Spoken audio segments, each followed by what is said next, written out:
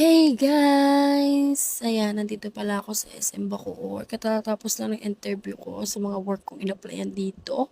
At ayan, pauwi na rin ako niya pero nag-ikot-ikot muna ako saglit kasi naghanap talaga ako ng mauupuan dyan kasi sobrang sakit talaga ng paa ko kasi naka-high heels nga ako.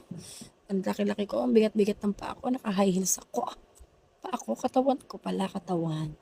Ayan, kaso kahit saan ako pumunta, wala talaga ako makitang maupuan dito.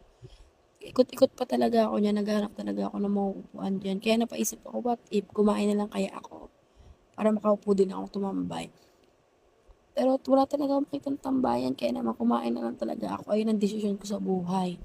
Dito na ako napadpad sa kakainan na to sa Greenwich. Wala, nag-order lang ako ng pagkain na halagang 99 pesos. Wala lang, trip ko lang, bakit ba? Tsaka papakita ko pala sa inyo paano kumain ng magandang katulad ko. Opo. Ito po kumain ng maganda. Opo.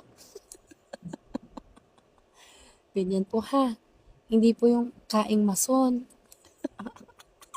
Kakairit ang personality.